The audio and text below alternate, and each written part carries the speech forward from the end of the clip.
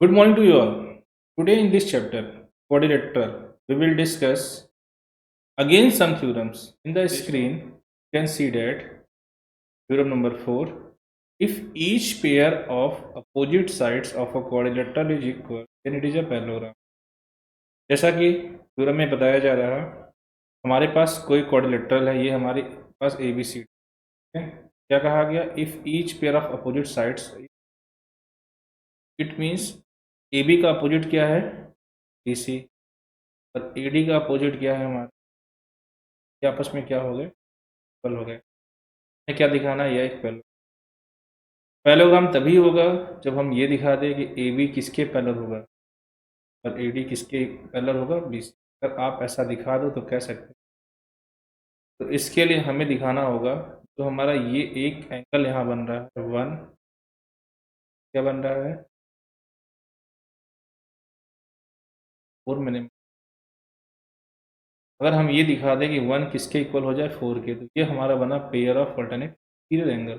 और अगर ऐसा होता है, ये तभी होगा जब ये लाइन और ये लाइन आपस में क्या होगी? पैरेलल होगी। सेम अगर हम दिखा दें कि टू किसके इक्वल हो जाए? थ्री के, कह सकते हैं ए बी किसके पैरेलल? D C. अगर ऐसा हो गया तो कहें यह एक पैरेललोग्राम है। तो before start the proving, first we write given portion. Given, let sides AB and CD of a quadrilateral be equal and also C is equal. यहाँ दिया गया था each pair of opposite sides. To prove it is a parallelogram, construction require है। Drawing मैंने क्या किया? अब हम किसी तरह से जो दो ट्रायंगल्स हैं हम क्या दिखाएंगे? Congruent. In triangle A B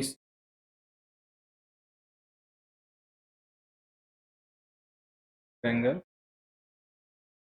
A B C and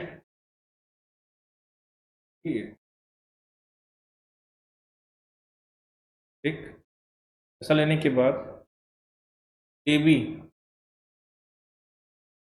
is equal to B C, B सी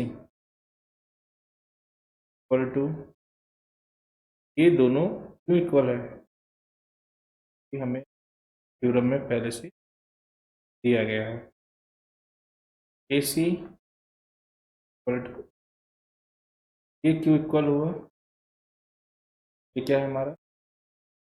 और अगर ऐसा हुआ ट्रायंगल ए बी जो होगा कॉन्ग्रुएंट हो जाएगा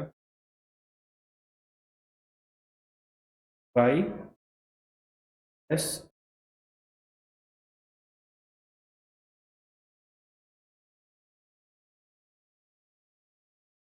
होगा, और जैसे ये कॉन्ग्रुएंस हुआ कह सकते हैं angle one equal to angle four equal to angle by CPCT का मतलब होता है corresponding part of congruent triangle. अगर ट्रायंगल कॉन्ग्रुएंट है तो इसका मतलब ये उसके अदर पार्ट्स भी आपस में।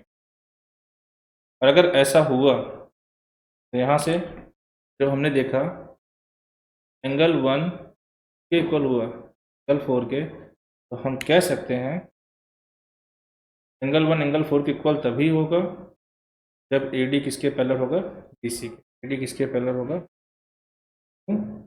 cos angle one is equal to angle four represent of alternate interior angle.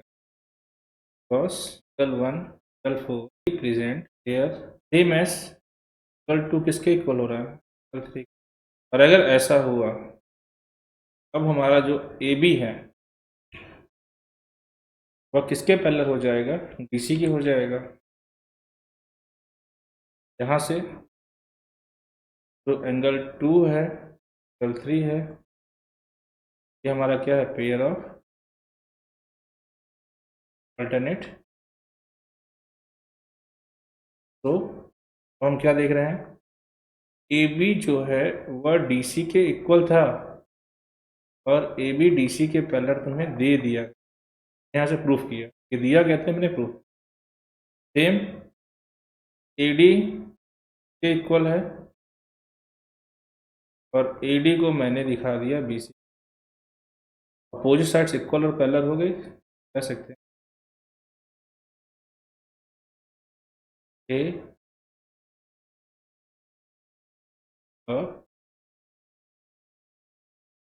देखते हैं कि हमारा ये क्या हुआ, प्रूव हो गया। Now we will discuss next theorem. The diagonals of a quadrilateral bisect each other then it is a parallelogram. ये हमारा ए बी सी डी क्या है, क्वाड्रिलेटरल है, अभी पैरेललोग्राम नहीं है। तो जो ये डायगोनल्स है ए सी और बी डी, ये दोनों एक पॉइंट ओ पर क्या कर रहे हैं, बाइसेक्ट। और बाइसेक्ट का मतलब होता है टू इक्वल पार्ट में क्या करना, उसको डिवाइड करना। इंटरसेक्ट नहीं दिया, बाइसेक्ट दिया हुआ है। हमें दिखाना है अगर ऐसा होता है तो भी ये क्या है, पैरेललोग्राम है। मैंने आपको एक क्वेश्चन दिया था होमवर्क में कि आपको दिखाना है कि पैरेललोग्राम के डायगोनल्स क्या हैं, इक्वली बाइसेक्ट करते हैं। वो आपको होमवर्क में दिया गया था। उसी थ्योरम को कन्वर्स कर दिया गया कि अगर किसी क्वाड्रिलेटरल के डायगोनल इक्वली बाइसेक्ट करते हैं तो वह क्या बनेगा, पैरेललोग्राम बनेगा। हम करके दिखाते हैं आप यहाँ से।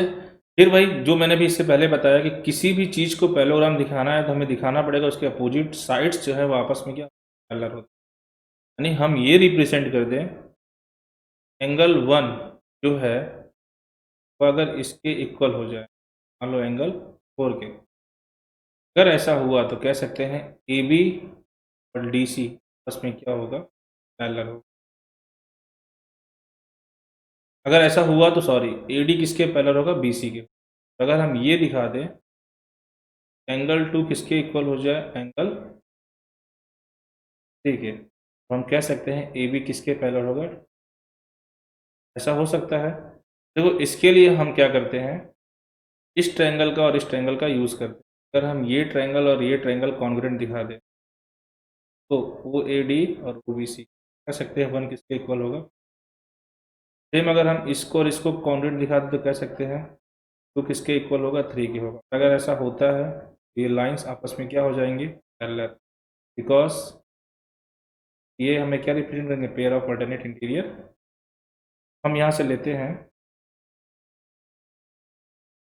अपनी प्रूविंग को हम स्टार्ट कर रहे हैं। In triangle O A D and triangle O A is equal to is equal to O D equal to O Q equal है गिवन है। और ये दोनों लाइन जब यहाँ इंटरसेक्ट कर रही है, बाइसेक्ट करती है, तो ये दोनों बस आपस में क्या होंगे, equal, vertically opposite angle A O D equal angle D O C equal है वर्टिकली अपोजिट। इस ट्रायंगल के हमें 3 पार्ट्स मिल गए, 2 क्या है हमारे साइड से और एक क्या है दोनों साइड के बीच में जो एंगल फॉर्म कर रहा है वो हम कह सकते हैं कि therefore triangle O A D congruent triangle. क्या ये हमारा ओ बी सी सही है, तो आप यहीं से मैच कर लो। ओ ए इज इक्वल टू, मैंने ओ सी बताया था, ओ ए फर्स्ट सेकंड है, ओ सी फर्स्ट लास्ट है। इसका मतलब ये हम यहाँ नहीं लिख सकते, हमें इसको इसके अकॉर्डिंग लिखना है। यहाँ आप कुछ भी मान सकते हो लेकिन यहाँ पे इसी के अकॉर्डिंग हमें ट्रायंगल्स की नेमिंग को देना है। तो जो ओ ए डी है वह कॉन्ग्रुएंट हो जाएगा हमारा ओ सी बी के। O equal O C, O D equal O B, A O D equal C O, B O C को हम सी ओ बी भी पढ़ सकते हैं। ये कॉन्ग्रुएंट कैसे हुआ हमारा, by S A S congruence. और अगर ऐसा हुआ हम कह सकते हैं एंगल 1 किसके इक्वल होगा, एंगल 4 के आई की C T.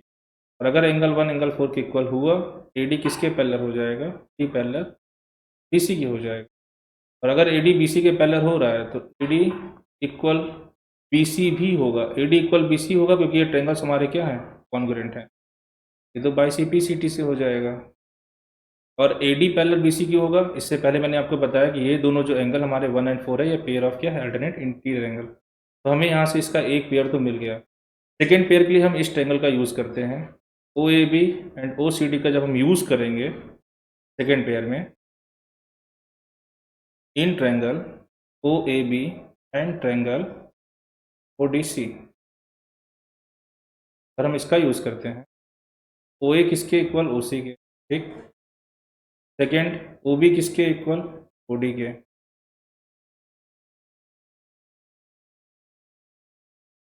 Third A O D इसके इक्वल हो जाएगा बी बी ओ सी के, ये इक्वल होगा वर्टिकली अपोजिट एंगल जैसा आपको यहाँ बताया गया, और ये दोनों क्यों इक्वल होगा, ये गिवन है। तो यहाँ से हमारा ट्रायंगल जो ओ ए बी है, ओ बी है, वो कॉन्ग्रुएंट हो जाएगा ट्रायंगल। अब इसकी नेमिंग हमें सही लिखनी है। तो ओ ए किसके इक्वल हो रहा है, ओ सी के। ओ सी यहाँ आना चाहिए, इसका मतलब ये हो सकता है ओ C D, O C D, और ये भी किससे हो जाएगा, बाई दो साइड के बीच में एंगल फॉर्म हो रहा है एस ए एस फ्रेंड्स। और जब ऐसा होगा तो हमारा एंगल 2 जो है वह किसके इक्वल हो जाएगा, एंगल 3 के। एंगल 2 किसके इक्वल हो जाएगा, एंगल 3 के। क्यों इक्वल होगा, by C P C T. और जैसे ही 2 3 की इक्वल होगा हम कह सकते हैं ए बी किसके पैरेलल हो जाएगा, बी सी के। एंड ए डी किसके इक्वल हो जाएगा, इक्वल हो जाएगा बाई, हम यहाँ से देख रहे हैं कि जो quadrilateral A B C D है उसके अपोजिट साइड्स इक्वल और पैरेलल दोनों हो गए। तो वी गेट क्या मिला, in quadrilateral B C D opposite sides are equal parallel, then